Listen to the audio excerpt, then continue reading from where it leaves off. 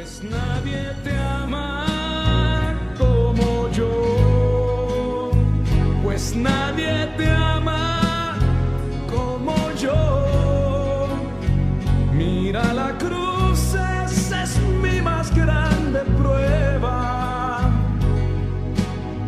Nadie te ama como yo. Pues Bienvenidos a Creciendo Juntos en Nuestra Fe Católica, el programa que le ayudará a conocer la riqueza de su fe y a profundizar en su relación personal con Jesucristo en su iglesia. Y ahora con ustedes, el Padre Julián Cardona. nadie te ama como yo. Muy buenos días, hermanas y hermanos, que gozamos del privilegio de la vida, de este regalo de Dios que podemos disfrutar un día más, de abrir nuestros ojos y contemplar un nuevo amanecer, una nueva oportunidad que el Señor nos da para amar, para descubrir lo presente en nuestra vida, para vivir nuestra vida según el querer y la voluntad de este Dios en el que nosotros vivimos, nos movemos y existimos. Vamos a dar inicio a esta reflexión en torno a la palabra de Dios, pero también en torno a la gran solemnidad de este día domingo, en la que celebramos la presencia viva y real, verdadera, sustancial de Cristo en la Eucaristía. El santísimo cuerpo y la preciosísima sangre de Cristo en esta que es la gran solemnidad del Corpus Christi, la solemnidad del cuerpo y de la sangre de Cristo. Vamos a iniciar entonces en el nombre del Padre, y del Hijo, y del Espíritu Santo. Amén. Para la oración quiero compartir con ustedes la secuencia que durante este tiempo de solemnidad vamos a estar presentando después de las lecturas de la Santa Biblia y antes del Evangelio en todas las celebraciones de la Santa Misa. Al Salvador alabemos, que es nuestro pastor y guía. Alabémoslo con himnos y canciones de alegría. Alabémoslo sin límites y con nuestras fuerzas todas, pues tan grande es el Señor que nuestra alabanza es poca. Gustosos hoy aclamamos a Cristo, que es nuestro pan, pues Él es el pan de la vida, que nos da vida inmortal. 12 eran los que cenaban, y les dio pan a los 12. 12 entonces lo comieron, y después todos los hombres.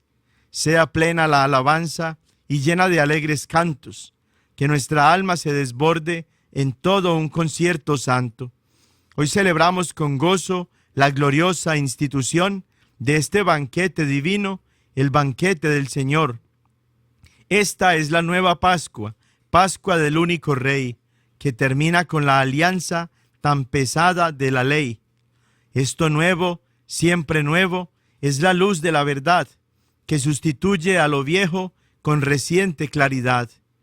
En aquella última cena, Cristo hizo la maravilla de dejar a sus amigos el memorial de su vida. Enseñados por la Iglesia, consagramos pan y vino, que a los hombres nos redimen y dan fuerza en el camino. Es un dogma del cristiano que el pan se convierte en carne, y lo que antes era vino queda convertido en sangre. Hay cosas que no entendemos, pues no alcanza la razón, mas si las vemos con fe, entrarán al corazón.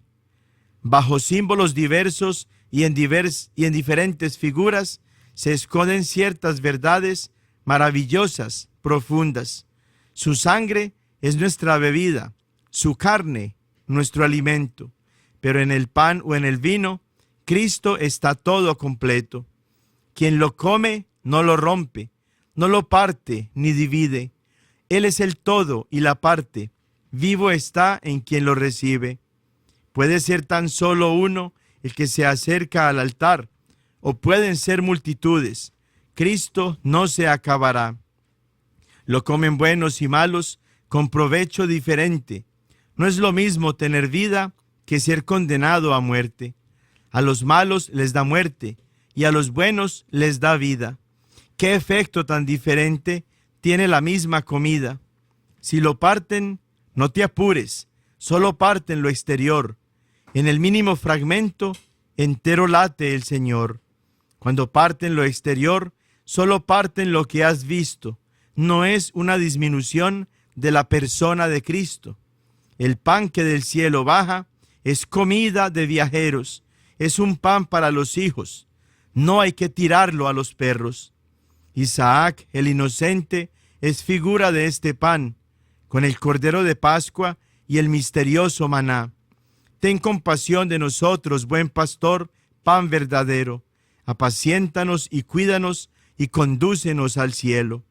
Todo lo puedes y sabes, pastor de ovejas divino.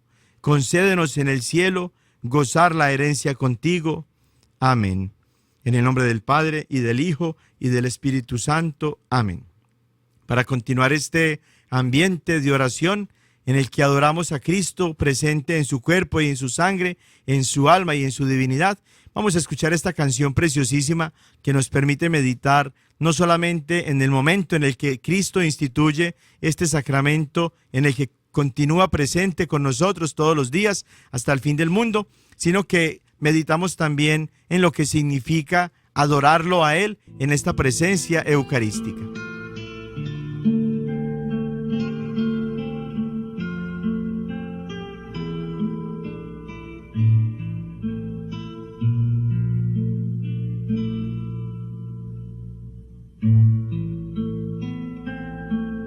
Doce hombres y el maestro, 12 panes y la vida, 12 copas y la alianza.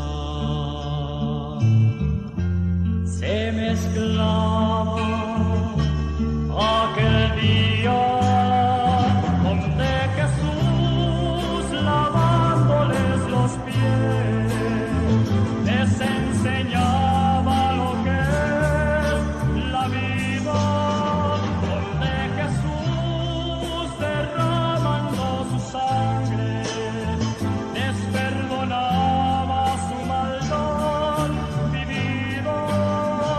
Eucaristía.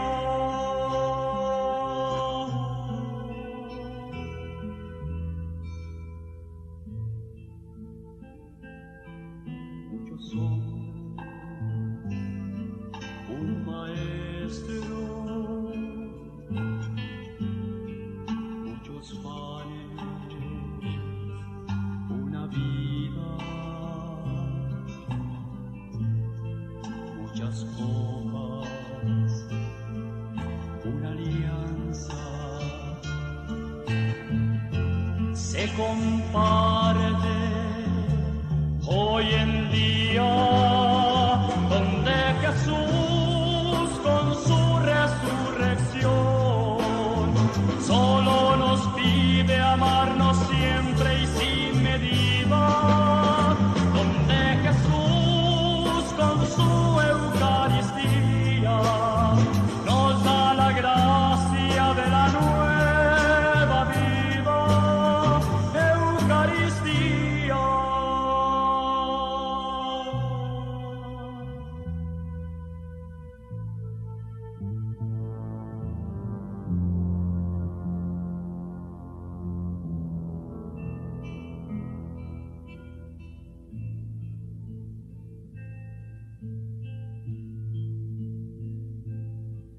Un cordero, el maestro, una ofrenda, su vida, una muerte, el camino, forma nuestra Eucaristía, donde Jesús se hace carne viva y nos la ofrece como pan de vida, donde Jesús nos baña con su sangre y nos la ofrece como alianza nueva.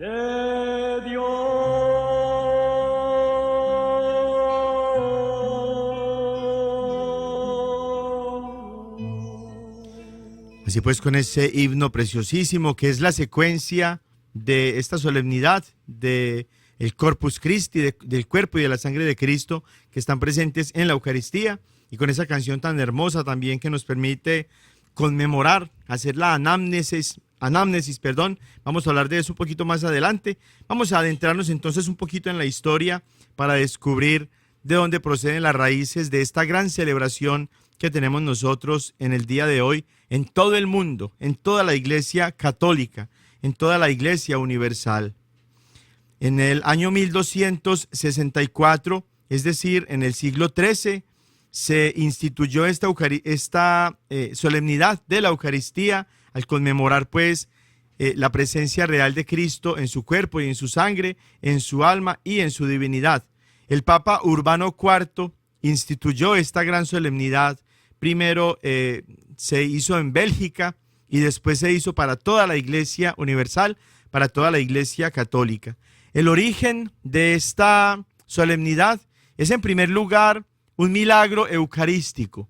Un sacerdote en Bolsena, Italia, estaba celebrando la Eucaristía y al pronunciar las palabras de la consagración y más adelantito al romper después el pan eucaristizado, es decir, el cuerpo de Cristo en la Eucaristía, brotó sangre.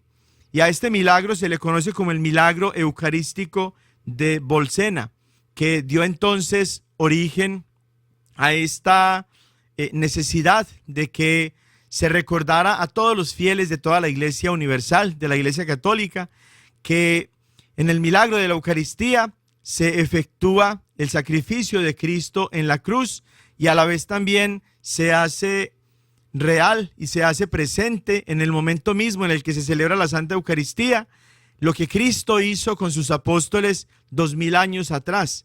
Cada celebración de la Santa Misa es una nueva celebración de la última cena en la que Cristo, antes de dársenos a nosotros como sacrificio de reparación por nuestros pecados, para que fuéramos redimidos, se nos ofreció primero en el milagro de la Eucaristía, en la mesa del altar, y se convirtió él mismo entonces en sacerdote, en víctima y en altar. Santo Tomás de Aquino, un santo que para la teología y para la historia de la Iglesia es muy importante, tuvo mucho que ver también en esta celebración, porque un tratado que él había escrito acerca de la Eucaristía, así también como numerosos himnos muy hermosos que compuso en homenaje, en adoración a Jesús Eucaristía, sirvieron mucho también como para darle forma a esta gran solemnidad que nosotros tenemos el día de hoy, la solemnidad del cuerpo y de la sangre de Cristo, la solemnidad del Corpus Christi. En este día se hace una procesión que en nuestros pueblos, por ejemplo, se suele hacer en las calles, por las plazas, en las calles, donde el sacerdote va llevando en la custodia, que es un vaso sagrado especial que tiene cristal, tiene vidrio por atrás y por delante, para que quede visible la hostia consagrada a Cristo, nuestro Señor, en la Eucaristía, y se llama la custodia, que tiene así forma de sol, porque nosotros adoramos al sol verdadero que nace de lo alto, como lo encontramos allá en el Evangelio de San Lucas, en el capítulo 1, a ese Señor Jesucristo, que es el sol verdadero que nace de lo alto, lo adoramos en la Eucaristía.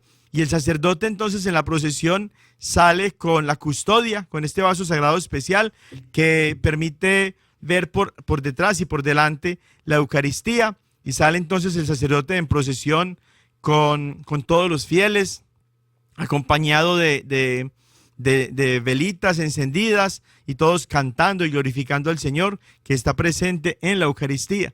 Aquí lamentablemente en Estados Unidos no es muy común hacer la procesión así tan extensa como se hace en nuestros países, pero siempre cada año durante la celebración del Corpus Christi se hace también una procesión con los fieles que asisten a la Santa Misa, y se suele hacer pues en torno a la parroquia, en torno al templo, para que de esta manera se bendiga también al mundo con la presencia de Cristo Eucaristía.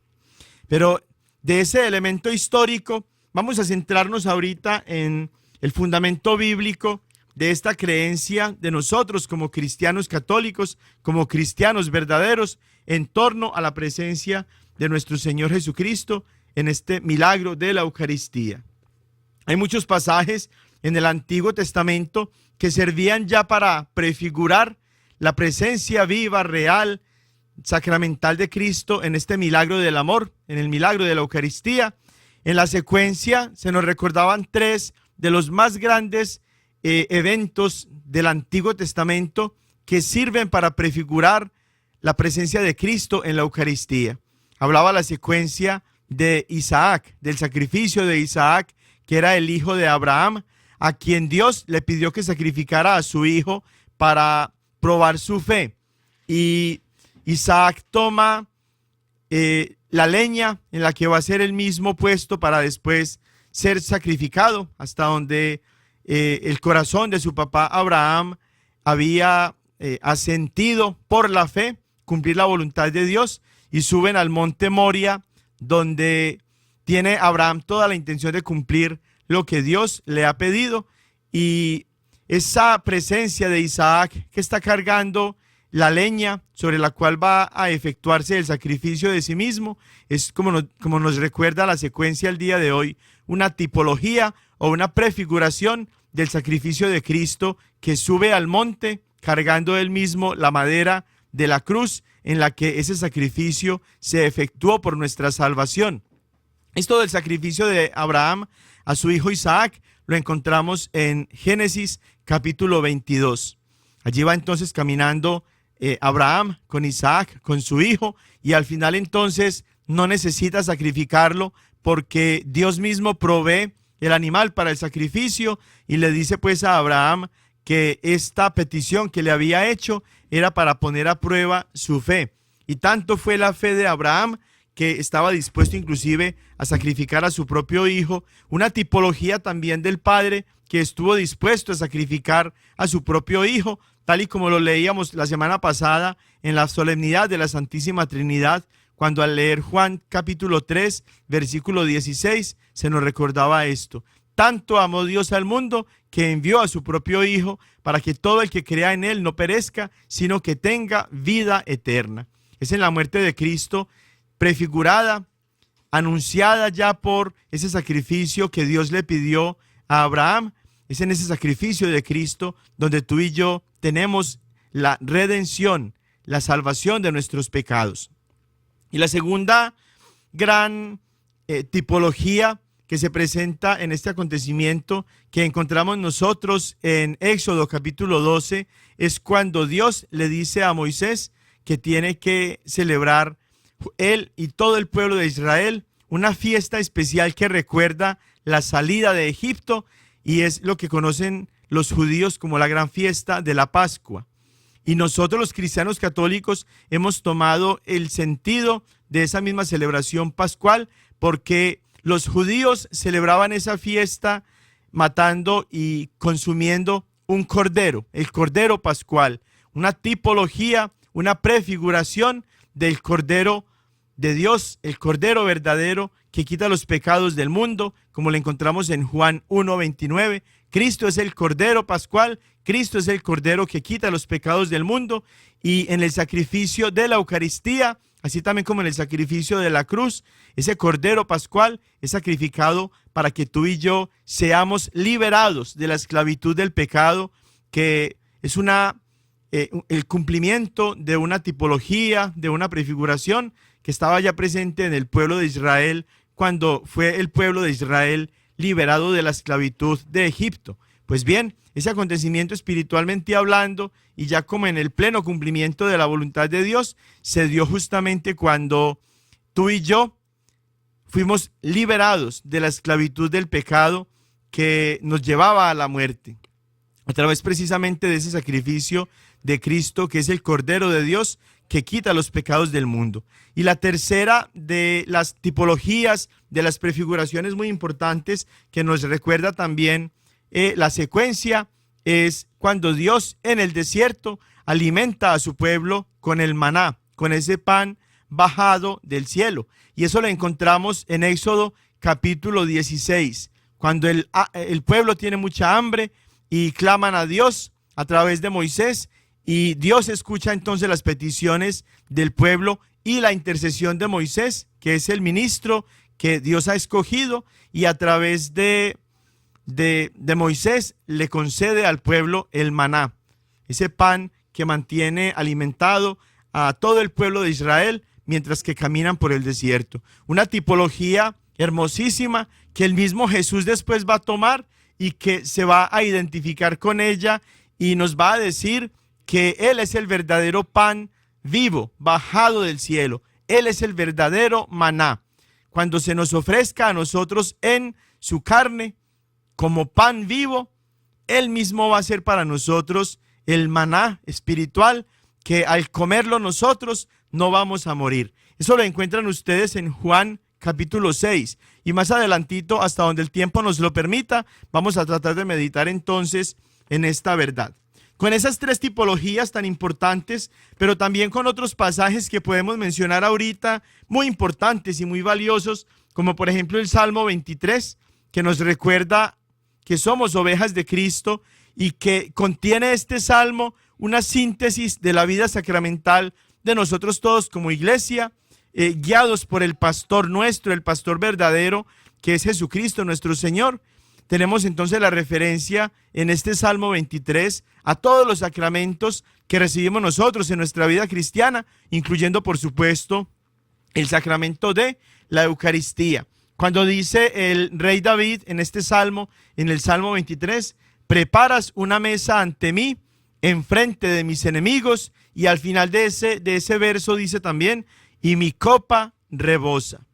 Los hermanitos protestantes no tienen una mesa preparada por Dios para ellos. No tienen ellos la posibilidad de sentarse a la mesa con Dios, en una mesa que Dios mismo ha preparado para ellos. No, los cristianos católicos llevamos esa misma tradición de 2000 años que nos permite unirnos a los apóstoles, para quienes Jesús preparó la mesa, para quienes Jesús sirvió la comida que era el mismo y se dio él como alimento en la Santa Eucaristía. Por eso en el Salmo 23 nosotros vemos una tipología también de la Eucaristía. Cristo mismo se convierte en sacerdote porque es el que ofrece el sacrificio. Cristo se convierte en víctima porque él mismo se sirve como alimento, y Cristo se convierte también en el altar porque en la presencia de Cristo que se está ofreciendo sobre el madero de la cruz, allí está presente Cristo para nosotros. Cristo es sacerdote, víctima y altar.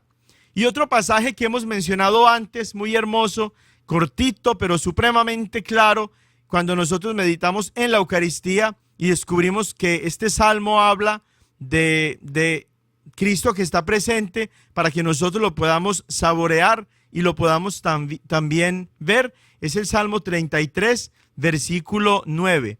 Gusten y vean qué bueno es el Señor. En la Eucaristía, y solamente en la Eucaristía, tú y yo como cristianos católicos, tú y yo como cristianos verdaderos, podemos gustar, saborear, disfrutar a Cristo cuando lo comulgamos, y también lo podemos ver. Y los hermanitos protestantes no pueden hacer ni una cosa ni la otra, no lo pueden gustar, no lo pueden saborear, no lo pueden disfrutar y tampoco lo pueden ver. Por eso hemos hecho alusión a este canto de ellos que dice: aunque mis ojos no te puedan ver, te puedo sentir, sé que estás ahí. Qué pesar que ellos mismos por su falta de fe se privan de esa oportunidad de ver y de gustar, de saborear a Cristo en el regalo de la Eucaristía.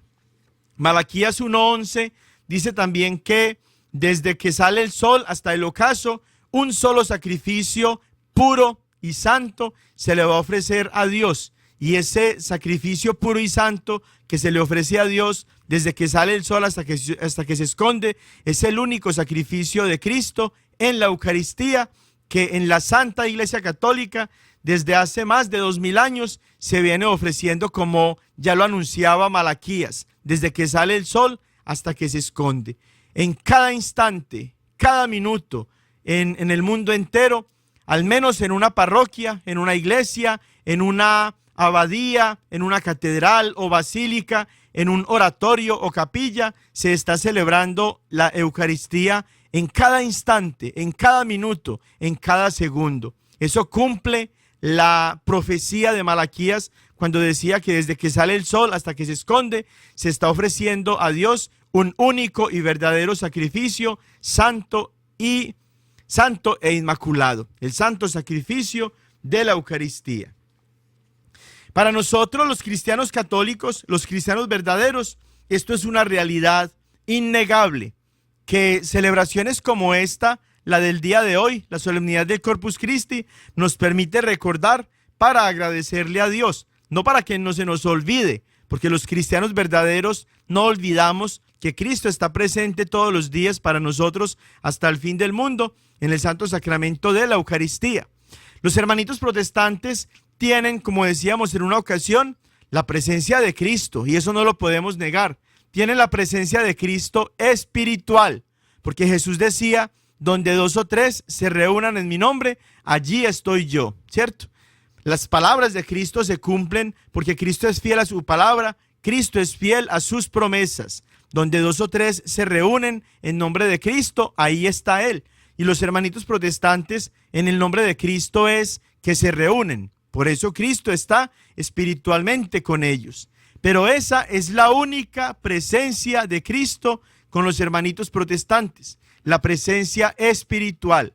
Nosotros tenemos más clara, más plena, más perfecta, más ilimitada la presencia de Cristo, porque también la tenemos nosotros espiritualmente. También nosotros, más de 2 y 3, nos reunimos todos los días cuando celebramos el santo sacrificio de la misa, así también como todas las otras celebraciones de nuestra fe, nos reunimos y las celebramos en el nombre de Cristo.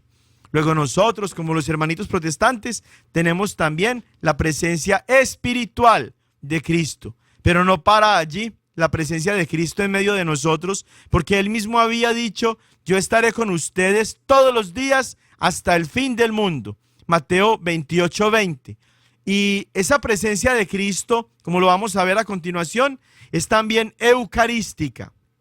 Cristo está presente en el santo sacrificio de la Eucaristía, y esa presencia eucarística de Cristo solamente la tenemos nosotros, los católicos. Los hermanitos protestantes no la tienen porque Cristo no está en la Eucaristía para ellos. Ellos desde 1520 en adelante rechazaron la Eucaristía.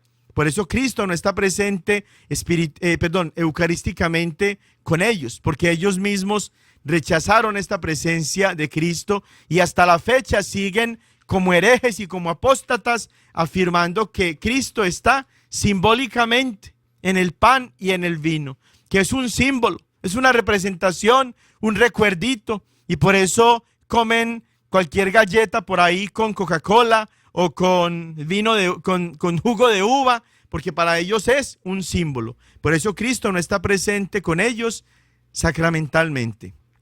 Y la otra presencia que tampoco tienen los hermanitos protestantes de Jesús es la presencia eclesial de un cuerpo, de una eclesia, de la iglesia de Cristo, que es el cuerpo suyo, que es esposa suya. Solamente los cristianos católicos somos el cuerpo de Cristo. Solamente los cristianos católicos somos la esposa de Cristo. Los hermanitos protestantes son un miembro amputado del cuerpo de Cristo. Pertenecieron históricamente al cuerpo de Cristo una vez, pero cuando desde que Martín Lutero se amputó, se mutiló él mismo del cuerpo de Cristo y fundó su propia iglesita, su propio changarrito, y después de él los pastores y fundadores de estas miles y miles y miles de sectas que han aparecido y que siguen apareciendo cada día, todos ellos son miembros amputados, muertos, podríamos decir ya inclusive putrefactos del cuerpo de Cristo. Se cortaron del cuerpo de Cristo, ya no tienen vida en ellos, no pueden producir frutos espirituales de vida eterna porque ya son miembros muertos. No tienen tampoco entonces ellos la presencia eclesial de Cristo, es decir, ellos y Cristo no son una sola cosa, como si lo somos los católicos. Nosotros los católicos con Cristo somos una sola cosa, porque somos el cuerpo de Cristo. Colosenses 1:18 y Primera de Corintios 12, por ejemplo, nos muestra con claridad esta verdad. Entonces, tenemos nosotros una presencia mucho más plena, perfecta, eterna, duradera, permanente, real, todos los adjetivos que ustedes quieran ponerle a esta presencia de Cristo, que solamente en su iglesia y siendo uno con ella, se hace Cristo presente. Muy bien. Habiendo aclarado eso, entonces, digamos lo siguiente en torno a este misterio de Cristo presente en la Eucaristía. Los protestantes, así como no tienen a Cristo plenamente como nosotros, los católicos sí lo tenemos, ellos se preguntan, ¿cómo puede ser que la Eucaristía sea un sacrificio si la muerte de Jesús fue un sacrificio único para siempre? Es lo que suelen ellos preguntar. ¿Cómo dicen los católicos que en la Eucaristía está Cristo celebrando su sacrificio por nosotros cada vez que se celebra la Santa Misa, cuando la Biblia dice que Jesús murió una vez y para siempre? Si el sacrificio fue su muerte y su muerte fue para siempre, como leemos en las cartas, por ejemplo, de San Pablo, cuando nos dice en Romanos 6, del 9 al 10, Cristo, una vez resucitado de entre los muertos, ya no muere más, que la muerte no tiene ya señorío sobre él. Su muerte fue un morir al pecado de una vez para siempre, mas su vida es un vivir para Dios. Y también San Pedro, que nos dice, Cristo, para llevarnos a Dios, murió una sola vez por los pecados, el justo por los injustos, muerto en la carne, vivificado en el espíritu. Primera carta de San Pedro, capítulo 3, 18. Si la Biblia dice que Jesús murió de una vez y para siempre, preguntan entonces los hermanitos protestantes, ¿cómo se hace realidad lo que los católicos creemos, que en la Santa Misa se sigue efectuando, celebrando, se sigue trayendo al hoy el sacrificio de Cristo en la cruz, que llevó pues a que Cristo ofreciera su vida por nosotros? ¿Por qué celebra la iglesia la misa todos los días, varias veces al día, afirmando entonces que en cada celebración de la Santa Misa se efectúa, se actualiza, se conmemora el sacrificio de Cristo en la cruz? Es una pregunta que tienen los hermanitos protestantes para nosotros, y podríamos decir también una pregunta que tienen muchos católicos, porque no entienden esta verdad fundamental de nuestra vida cristiana. Para nosotros, para los católicos, para los cristianos verdaderos, tras 2000 años de formación cristiana y de adoración a Cristo en la Eucaristía, la idea parece evidente. Para nosotros es muy claro que las palabras de Cristo, tomen y coman, esto es mi cuerpo, tomen y beban, esta es mi sangre, sangre de la alianza nueva y eterna. Para nosotros es muy claro, es evidente que cuando hablamos de Cristo en la Eucaristía, estamos efectivamente meditando y reconociendo la presencia suya total, plena, real, viva, sacramental, física en la Eucaristía. Pero para los primeros cristianos no fue tan fácil asimilar esa realidad, así como ahorita no lo es para los protestantes. Para los judíos del siglo I era también difícil entender esta realidad, sobre todo cuando ellos entendían plenamente a qué se refería el mensaje de la cruz. Ellos mismos temían terminar su vida siendo ejecutados en la cruz. Ellos entendían literalmente lo que significaba la cruz. Por eso para ellos era también muy difícil. Los apóstoles fueron los que a través de su vivencia de la fe fueron cambiando la mentalidad ruda y difícil de abrirse para que asimilaran esta verdad de esos primeros cristianos, y fue la vida de fe, el testimonio de fe de los apóstoles, el querigma, el primer anuncio de la salvación, lo que fue llevando pues a que los judíos fueran los que abrían el corazón por la fe, asimilando esta verdad. Los sacrificios ¿Por qué se hacía difícil para los judíos de ese primer siglo entender que el sacrificio de Cristo en la cruz era una ofrenda, un sacrificio al estilo de el culto o de la liturgia judíos? Porque los sacrificios solo estaban permitidos en la ciudad de Jerusalén. Allí estaba el templo en el que ellos como judíos podían ir para celebrar esos sacrificios. Y no los efectuaban sino los sacerdotes. Y eran parte de la liturgia judía que Dios mismo le había encomendado a la tribu de Leví, de donde procedían los sacerdotes ordenados en la religión judía, ¿no? Cuando se hablaba de sacrificios, esto era lo que tenían los judíos en mente. Los sacrificios de animalitos que se hacían en el templo de Jerusalén, efectuados por sacerdotes ordenados de la tribu de Leví en el templo de Jerusalén, que es la ciudad santa de Dios.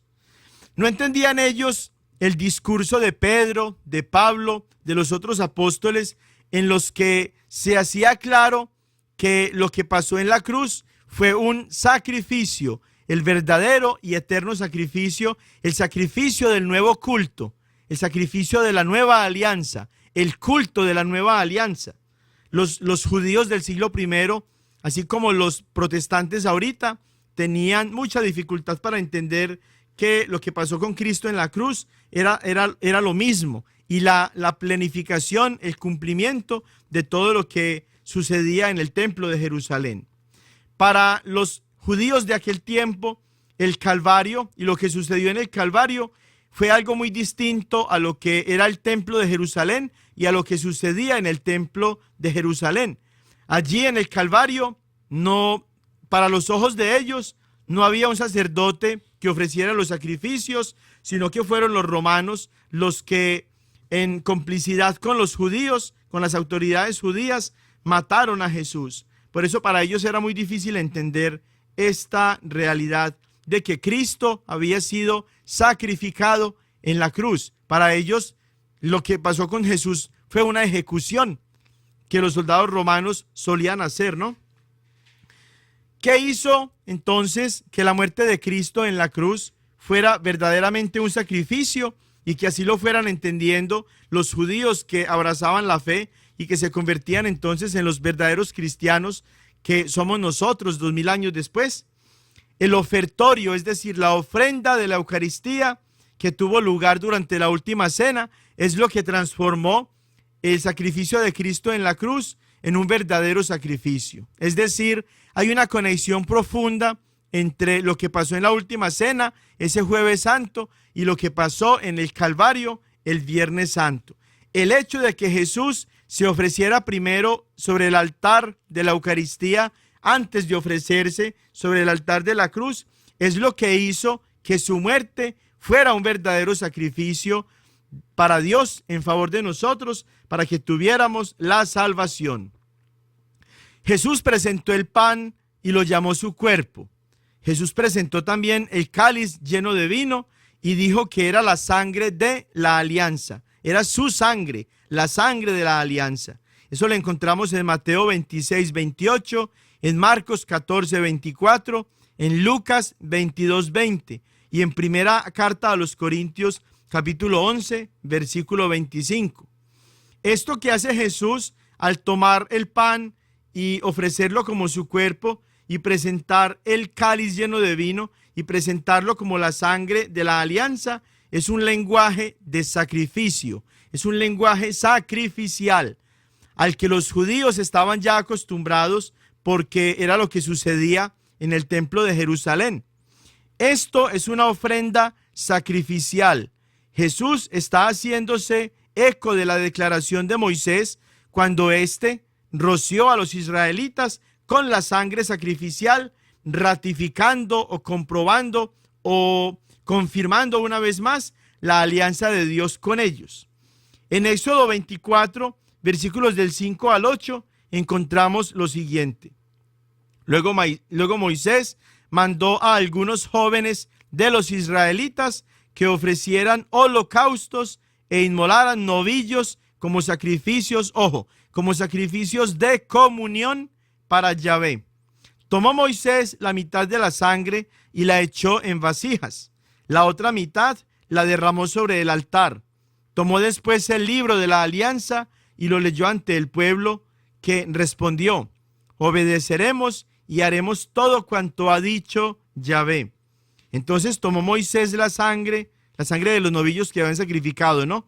Roció con ella al pueblo y dijo: miren esas palabras de Moisés.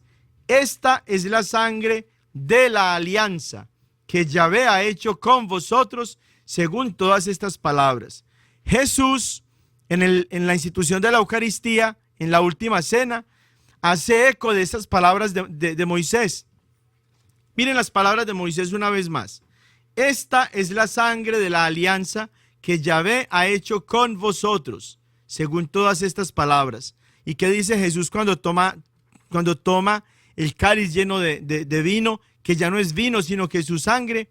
Tomen y beban todos ustedes de ella, porque esta es la sangre de la alianza nueva y eterna, que será derramada por ustedes y por todos los hombres para el perdón de los pecados.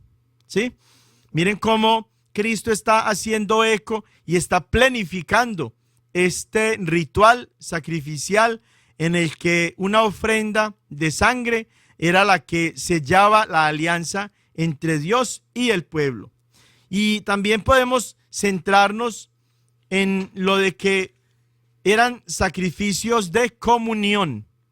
¿Cómo se llama lo que nosotros hacemos cuando en la Santa Misa recibimos a Cristo en la Eucaristía? ¿Qué recibimos? La Santa Comunión. Hacemos lo que dice San Pablo en Gálatas 2:20: ya no soy yo el que vive, es Cristo quien vive en mí. Estamos en comunión con Él. Como dice Jesús también allá en varios pasajes de Juan capítulo 6, el que come mi carne y bebe mi sangre, permanece en mí y yo en él. Comunión, un sacrificio de comunión. Eso es justamente lo que Moisés manda a estos jóvenes a que realicen, un sacrificio de comunión para Yahvé. Eso es lo que nosotros hacemos cuando comulgamos. Estamos en comunión con el cuerpo y la sangre de Cristo. Y es un novillo, o son novillos, lo que hace esa ofrenda, ese sacrificio de comunión para Yahvé, para Dios.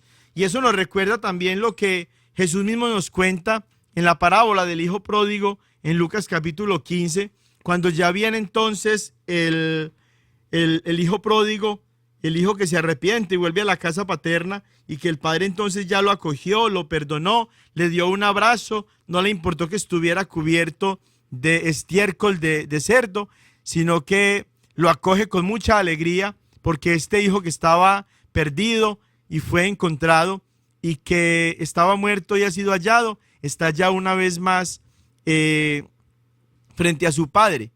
Miren cómo en Lucas 15, del 22 al 24, el padre da una orden muy parecida a lo que encontrábamos ya en este pasaje de Éxodo, capítulo 24, versículos del 5 al 8, de Moisés para estos jóvenes.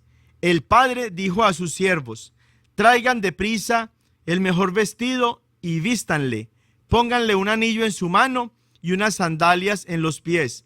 Ojo, traigan el novillo gordo, mátenlo y comamos y celebremos una fiesta, porque este hijo mío estaba muerto y ha vuelto a la vida, estaba perdido y ha sido hallado. Y comenzaron la fiesta. Esa alianza que sella Moisés con el pueblo a través de este sacrificio de novillos y de la sangre que usa para rociar al pueblo y para recordar que es la sangre de la alianza, es similar a lo que hace Cristo cuando se sacrifica él mismo, dándonos a comer su carne, dándonos a beber su sangre y usando esa misma sangre para sellar la alianza nueva y eterna entre Dios y nosotros, los que entramos a ser ya parte del pueblo verdadero de Dios en el Nuevo Testamento, gracias a Cristo, y que estaba prefigurado también, anunciado por la fiesta que hacen en honor al amor del Padre por haber perdonado a su hijo, y en agradecimiento también por ese hijo que regresó a la casa paterna, y que por tanto mataron el novillo gordo, es decir, mataron el mejor novillo que tenían para celebrar esa fiesta. Cristo es ese novillo gordo. Cristo es la mejor ofrenda que se le podía presentar al Padre, y con ese novillo que es Cristo, con esa mejor ofrenda que se le podía presentar al Padre, es con la que se celebra la fiesta de la Eucaristía. Los evangelistas sinópticos, San Mateo, San Marcos y San Lucas, antes de narrar la institución de la Eucaristía en la última cena, nos dieron un dato muy importante. Los tres, Mateo, Marcos y Lucas, presentan este evento tan especial y tan importante para nosotros los cristianos en el contexto del sacrificio del Cordero de la Pascua. Acuérdense que decíamos cómo en la secuencia esta verdad de la prefiguración de la Eucaristía en el Cordero de la Pascua estaba claro como una prefiguración ya en el Antiguo Testamento, en las Sagradas Escrituras. Mateo 26, del 17 al 19, Marcos 14, del 12 al 16 y Lucas 22, del 7 al 13, los tres coinciden en afirmar esta verdad. La institución de la Eucaristía se desarrolla en el contexto del sacrificio del Cordero Pascual. Miren cómo lo dice Mateo 26, del 17 al 19, y los otros dos evangelistas, con un poquito de diferencias, afirman la misma verdad. El primer día de los ácimos, una fiesta muy importante pues para los judíos, donde comían pan sin levadura, ojo, pan sin levadura, que es justamente lo que nosotros en la Santa Eucaristía recibimos, que es el pan eucaristizado, el cuerpo de Cristo, presente en esa sagrada forma del pan sin levadura. Los discípulos se acercaron a Jesús y le dijeron: ¿dónde quieres que te hagamos los preparativos para comer el Cordero de Pascua? Él les dijo: vayan a la ciudad, a casa de fulano, y díganle: el maestro dice, mi tiempo está cerca. En tu casa voy a celebrar la Pascua con mis discípulos. Los discípulos hicieron lo que Jesús les había mandado y prepararon la Pascua. Es entonces en el contexto de la celebración de la Pascua, en el contexto del sacrificio del Cordero Pascual, donde Cristo celebra la última cena con sus apóstoles. Pero San Pablo es quien nos ayuda a aclarar la relación que existe entre la Eucaristía y el sacrificio de Cristo en la cruz. En su primera carta a los Corintios, tras presentar la predicación de la cruz, que la encuentran ustedes allá en esta carta tan hermosa de San Pablo a los Corintios, en los capítulos, primero el capítulo 1, versículos del 17 al 18, y después en ese mismo capítulo, los versículos 22 al 24, y después en el capítulo 2, versículos del 1 al 2, y después versículo 8, San Pablo llama a Cristo nuestro Cordero Pascual que ha sido inmolado. Y esto lo encontramos en esa misma carta de San Pablo a los Corintios, primera carta a los Corintios, capítulo 5, versículos del 7 al 8. Purifíquense de la levadura vieja para hacer masa nueva, pues son ácimos. Una alusión que hace San Pablo pues aquí a la Eucaristía, no ya a la fiesta de los ácimos en el pueblo judío, sino a la fiesta cristiana en la que consumimos los ácimos, que no son ya simples panes sin levadura, sino que es el cuerpo de Cristo. Porque nuestro Cordero Pascual, Cristo, ha sido inmolado. Así que celebremos la fiesta, no con vieja levadura, ni con levadura de malicia e inmoralidad, sino con ácimos de pureza y verdad. Así nos muestra San Pablo con claridad la relación entre la Pascua celebrada por un lado y la última cena y la crucifixión en el Calvario en el otro. De hecho, fue esa primera Eucaristía la que transformó la muerte de Jesús de una ejecución a una ofrenda. Los primeros judíos que estuvieron en contacto con esta predicación cristiana veían, como decíamos, la muerte de Cristo en la cruz solamente como una ejecución, pero es la última cena, es la presencia eucarística de Cristo en la última cena lo que transforma esa ejecución de Cristo en la cruz en una verdadera ofrenda, en un sacrificio que se le ofrece al Padre en un sacrificio eucarístico. En la última cena, Jesús entregó su cuerpo para que fuese roto y su sangre para que fuera derramada como si estuviese en un altar. San Pablo, al narrar la historia de la última cena, habló de este acontecimiento usando términos sacrificiales, es decir, de sacrificios, ¿no? San Pablo cita las referencias que hizo Jesús de las palabras y acción de Moisés, como ya lo decíamos en Éxodo capítulo 24.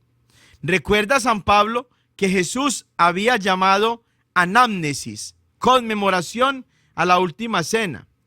Esta palabra anamnesis, que mayormente se traduce al español como recuerdo o memoria o memorial, en griego significa anamnesis, o se dice anamnesis. Y la anamnesis, la palabra más fiel en el español, pero que no llega ni siquiera a cumplir el sentido de la palabra anamnesis en el griego, es conmemoración.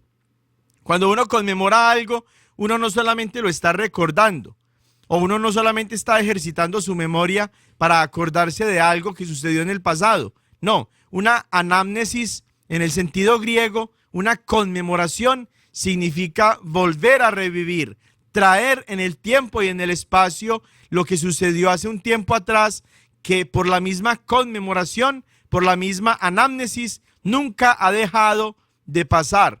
Nunca ha dejado esto de suceder. No se ha quedado como un evento del pasado, sino que ha seguido presente todos los días, en todos los lugares y en todos los momentos, a través precisamente de la conmemoración, a través de la anamnesis. ¿Sí? Primera de Corintios 11, del 23 al 25, miren cómo lo dice.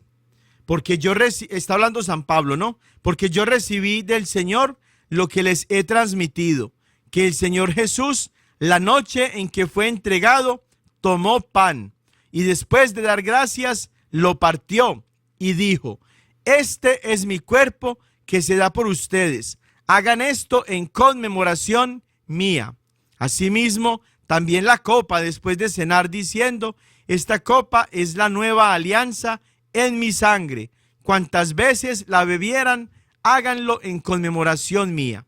San Pablo está hablando entonces de una conmemoración, de una anamnesis en la que el sacrificio de Cristo en la cruz, así también como el sacrificio de Cristo sobre el milagro del altar en la última cena, se sigue conmemorando, se sigue celebrando, se sigue viviendo una y otra y otra y otra vez, ilimitadamente, haciendo de ese evento una realidad constante en la historia.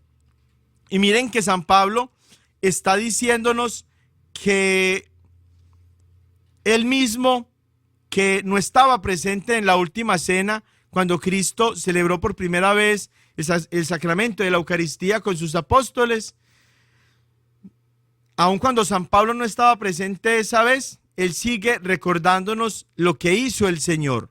Y por si todavía no nos queda claro lo que San Pablo nos está mostrando, él mismo compara entonces la cena cristiana, que es la Santa Misa, con los sacrificios del templo, ¿sí? Pero antes de entrar a esta parte, nos queda claro cómo San Pablo nos está diciendo que él no es el origen de esta fe eucarística. Él no es el que comenzó con esta carta a los Corintios. Él no es el que comenzó a extender esa fe de que Cristo estaba presente en la Eucaristía. Él mismo dice: porque yo recibí del Señor lo que a mi vez yo les transmito. Es decir, San Pablo habla de la tradere, de la tradición, de esa convicción que los primeros cristianos tenían, que los apóstoles tenían, de que Cristo está presente en la Eucaristía, y cuando ellos lo transmiten como iglesia, es como si Cristo mismo lo transmitiera, porque acuérdense, Cristo y la iglesia son una sola cosa. Por eso citábamos aún la semana pasada, cuando hablábamos del tema de la Santísima Trinidad, citábamos Efesios capítulo 3, versículos del 20 al 21, donde está diciendo San Pablo, también el mismo San Pablo: a Dios se le da gloria en la iglesia y en Cristo por todas las generaciones y por todos los tiempos. Amén. Porque Cristo y la iglesia son una sola cosa. Entonces, San Pablo está comparando la Santa Eucaristía, la última cena, la cena cristiana, el banquete cristiano, con los sacrificios que se hacían en el templo.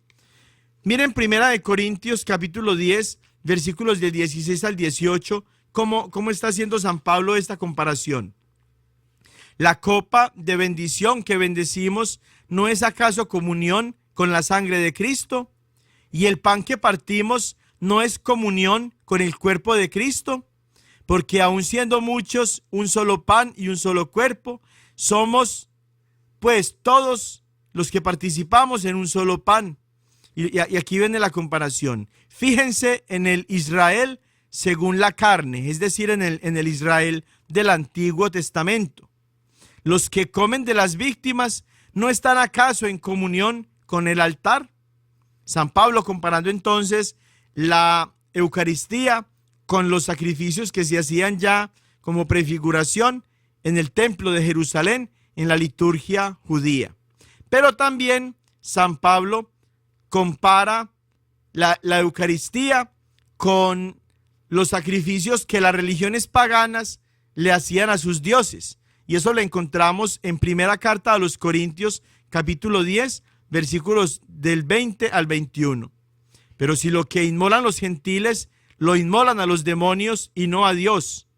Y yo no quiero que entren en comunión con los demonios. No pueden beber de la copa del Señor y de la copa de los demonios. No pueden participar de la mesa del Señor y de la mesa de los demonios. Todos los sacrificios, dijo San Pablo, crean una comunión, una fraternidad. Las ofrendas idólatras crean comunión con los demonios, pero el sacrificio cristiano de la Eucaristía crea una comunión con el cuerpo y la sangre de Jesús. Los hermanitos protestantes no tienen una copa del Señor, no tienen una mesa, como decíamos ahorita, preparada para sentarse y saborear, disfrutar al Señor, para gustar y ver qué bueno es el Señor. Por eso no son cristianos verdaderos y por eso no tienen la presencia eucarística y eclesial de Cristo. Nada más tienen la presencia espiritual. San Pablo habla de entrar en comunión con el cuerpo de Cristo, con la sangre de Cristo, en la mesa de Cristo. San Pablo está hablando de la Eucaristía, que solamente los cristianos católicos, los cristianos verdaderos tenemos. Yo los invito a ustedes que en esta gran solemnidad del cuerpo y de la sangre de Cristo, tomen ustedes tiempo hoy, si les es posible, o en el transcurso de la semana, para que vayan a la iglesia y que adoren la presencia viva, real, física, sacramental de Cristo en la Eucaristía, estando allá de rodillas y visitándolo a ese Jesús que está encerradito en esa cárcel de amor, que es el sagrario o el tabernáculo, para que estén también ustedes en comunión con ese Cristo que con tanto amor se ha entregado por nosotros para que tengamos vida y lo tengamos en abundancia. La otra semana, si Dios quiere, quiero darle continuidad a este tema que por el tiempo no alcanzamos a terminar el día de hoy, para que sigamos meditando y sigamos también muy contentos por la presencia de Cristo en la Eucaristía y que lo sigamos adorando entonces a este Señor vivo y presente en el Santo Sacramento del altar. Y que la bendición de Dios Todopoderoso, Padre, Hijo y Espíritu Santo, descienda sobre ustedes y los acompañe siempre. Feliz semana y feliz celebración del cuerpo y de la sangre de Cristo. Ven con nosotros al caminar, Santa María, ven. La diócesis de Knoxville y la parroquia de Santo Tomás Apóstol de Lenoir City les agradecemos por habernos acompañado en Creciendo Juntos en Nuestra Fe Católica. Y los invitamos a que nos escuchen la próxima semana por esta misma estación y a la misma hora, para profundizar en lo que significa ser un católico conocedor de su fe.